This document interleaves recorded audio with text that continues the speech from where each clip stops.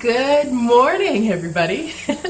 My name is Karen, head chef here at our kitchen classroom, and it is a beautiful, bright and sunny morning here in glorious Queensland, Australia. The sun is shining, the birds are singing, the insects are chirping, and the air is just filled with intention. Can you feel it? I credit that to it still being the beginning of a new year. 2018 has just descended upon us, and there's just so much energy and excitement as new things are beginning. And so I really wanted to capture that today. I want to come and I want to share with you what my intentions are here for 2018. And I'm going to do that by sharing my 3 words for the year. Now, before I share those 3 words with you, I want to tell you a little bit about how this started.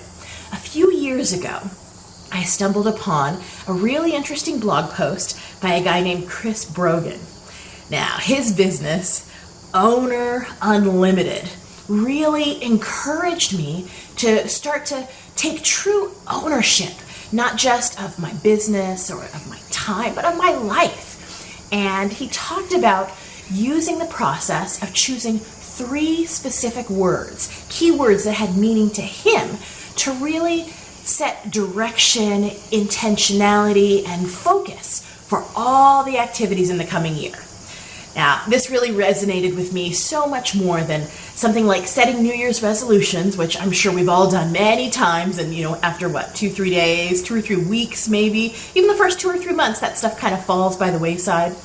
But his idea of having a few key words to really crystallize your focus so that it's something overarching that can direct everything that you say and do and intend and work toward over the course of an entire year. Now, as I said, this was something I stumbled on just a couple of years ago, and since then I have heard other people describe similar twists on the same theme. One word only, or a mission statement for the year, or a sentence of intention. And I gotta say, I prefer the idea of 3 words, mostly because it's not just one single thing where you either do it or you don't. It's black or it's white. But this idea of setting 3 different kinds of intentions, things that can come together or that you can focus on individually, really just seem to resonate with me more personally, because I'm not the type of person that likes to focus on just one thing. So I'm going to start by taking a deep breath here. Okay, because I know I have a tendency to talk a little louder or a little faster when I get excited, and I am really excited. So let me share with you what these 3 words are, not just for me, but for our kitchen classroom here in 2018. Okay, the first word is curiosity. The second word is fearlessness. And the third word, play. Now let me tell you a little bit about what each of those 3 words to me, what each of those 3 words means to me, and about how we can use those to direct what we're going to do, not just here in our kitchen classroom, but for you and yours as well. All right, the first word is curiosity. And this is a characteristic that I have really, really enjoyed observing in my 20 plus years teaching, especially teaching young children. Curiosity is something that young children are born with. It's oozing out of their every pore, and they just want to know everything, don't they? They want to say, why? Why? But why? And I know that sometimes as a parent, that constant questioning, that wanting to know, it can get a little tiresome or even infuriating or frustrating sometimes. But that desire to know, that curiosity that we were all born with, is something that can fuel the most incredible explorations. I want to tell you a little story. About a year and a half ago, we were on summer vacation from our school Ia Matsumoto in the middle of central Japan. And it was probably about 1 o'clock in the morning. I was checking out something on a friend's Facebook page, and I saw this note. It said, "You have got to come and see this incredible cooking school in the middle of Sicily." And I thought, what? Sicily, that's that tiny little island in the southern part of Italy, right? Oh, that would be so cool. Let me check this out. And I'm reading and I'm looking at these details, and it was amazing. I was like, oh yeah, that'd be cool. Oh, maybe someday. And I was about to just file it away, to scroll on and move on by. And I thought, well, wait a second. What if I could go and see this cooking school in the next year, 2 years? So I went back to the website. I looked a little bit more deeply, and it turned out that not only were they having a brand new program that was just starting, opening up to a few individuals in the professional food world for a 3-month intensive program, but they were even offering a scholarship to help one of those individuals attend. My eyes opened wide, and I thought, what if I could really go? What if that were really possible? Not just at some random point in the distant future that, may or may not really happen. Come on. But what if it could happen in like a few months from now? Now, the practical side of me said, oh yeah, but it's not a good time, and it'd really be better if I wait and do this and do that. But in the back of my mind, I kept asking, what if? What if? And you know what? That what if actually came to pass. And my family and I spent 3 months at the beginning of 2017 in the middle of the most glorious rolling hills and agricultural heaven in Sicily. And it was so much more spectacular than I can ever describe. And it started with an honest curiosity that just asked, what if?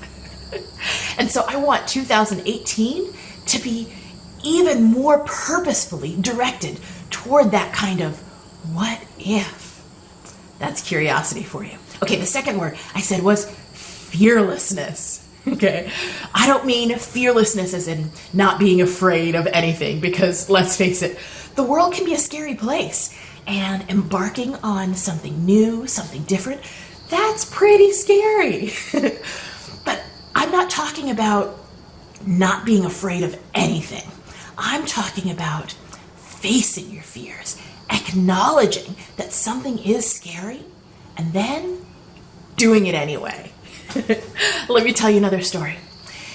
Way back when my husband and I had only been married for about 3 years, we were sitting around in our apartment in Albuquerque, New Mexico, and he said, "Hey, how would you feel about moving to Japan?" Just like now, I laughed because honestly, the idea was ridiculous.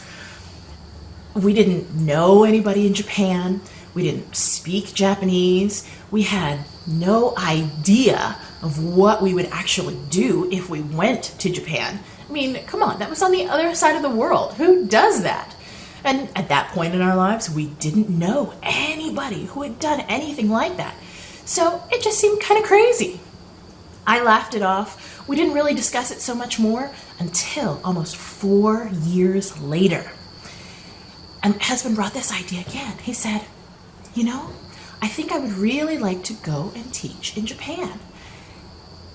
And I laughed again. I was like, come on, that's crazy. But this time we really sat down and we had a more honest, heart-to-heart kind of conversation. And sometimes these conversations got a little heated because I didn't understand where this desire to pick up and leave our established lives in the United States had come from.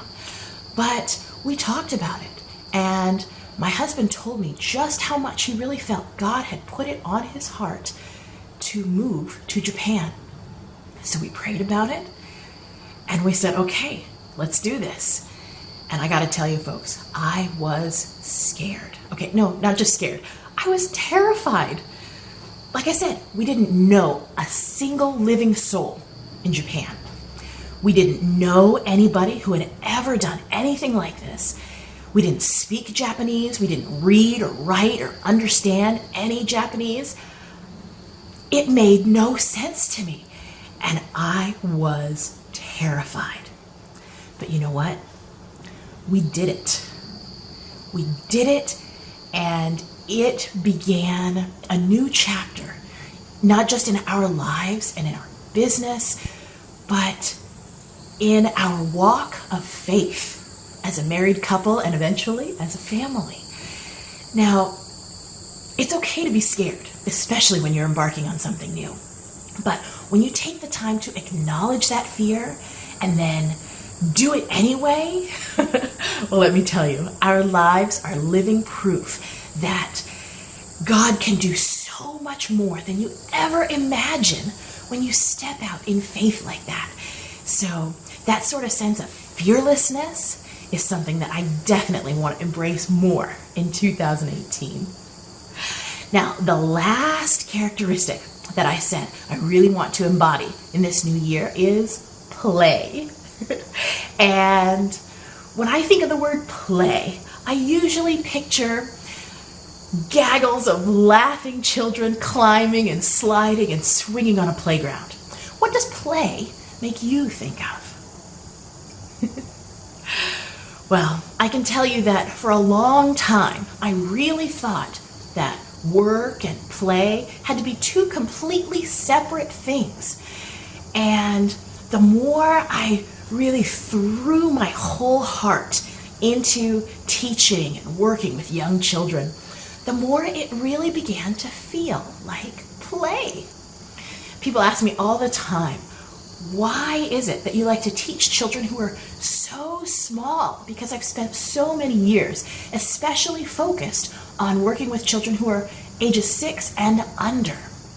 And I really think that it's their love of fun, their desire to embrace every activity with a sense of wonder and joy. And it really has helped my work over the years to feel a lot like play. In fact, I used to joke for the longest time when people would ask me, what do you do for a living? I'd say, oh, not so much. I just play with small children all day. And I realized looking back on that time, that was really when I personally experienced the most joy and fulfillment in my work. It was approaching it as play, tackling each new challenge as a game, and really just having fun with it all. And why can't our work be fun? It should be fun. We should enjoy what we do. Our lives are not meant to be boxed into these separate categories of this time it has to be serious, and then after you've done all this hard, serious stuff, then maybe you can relax and have a little bit of time left over for something fun and relaxing and enjoyable. Why not have fun in the work that we do every single day? Dr. Maria Montessori used the term work to describe children's curiosity, their activities, their focused periods of concentration in the learning environment. And throughout my training as a Montessori educator, I have really studied and talked with a lot of parents about focusing on their child's learning as the work, the development, the concentrated efforts of that small individual to becoming a fully realized and independent adult. And I still believe that. I truly believe that the things that young children do are work. But as I contemplate this idea of work and play as separate or as integrated things, it really feels more like that word, work, is designed for us as adults to respect what children are doing, I mean, think about what these young little human beings are capable of in the first few years of their lives. The massive sponges that their brains really are, absorbing language and culture and movement, taking those first steps and saying those first words and understanding the barrage of information that's coming at them. That's hard work. As adults, we struggle to gain that sort of absorbent mind mentality all over again. And we marvel at how easily young children seem to do that. And I honestly believe it's because they don't think of what they're doing as hard work.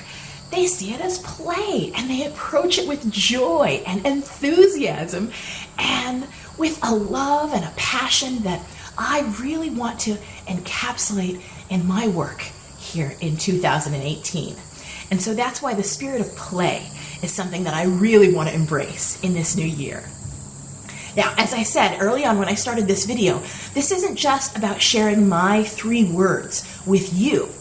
I want to share how these 3 words can be more than just nebulous concepts. I want them to be action items throughout everything we do this year. How can we be more curious? Well, we can ask, what if? And then, instead of just automatically poo-pooing these crazy ideas, take the time to step back for a minute and think, well, what if? And let's explore with a more childlike curiosity the possibilities that we may never have imagined. Because I can tell you from experience, that opens some amazing doors when you're really, truly open to the possibility. And fearlessness. Again, remember, I'm not talking about not being scared, because doing new things can be scary. I'm talking about acknowledging fear and then doing it anyway. And of course, play. We want to have fun with the things that we tackle here in our kitchen classroom throughout the year. Playing with your food is fun, and I really would love for you to join me on our journey this year as we release a new book, as we bring you along, teaching you so much of what we have learned in our kitchen classroom as we are traveling the globe and learning and enjoying life as we do it. So, I'm curious, what if your new year encapsulated these 3 words like ours will? Are you scared? Does that sound a little daunting or intimidating? Well, how about we play with these concepts? Let's sit with it for a little bit, see how it feels, experiment and try some new things. I want to know which of these 3 words most resonates with you. Comment in the video and let me know. Are you feeling more curious? Do you want to tackle some fearlessness in your life? Or do you want to play? I would love for you to join us and come and play in our kitchen classroom. So I'm going to read and respond to all of those comments that you send here in the next couple of weeks. And I want to know if you're going to join us for a full year here in 2018 of curiosity and fearlessness and play. From our kitchen classroom to yours. Have a fantastic year full of intention.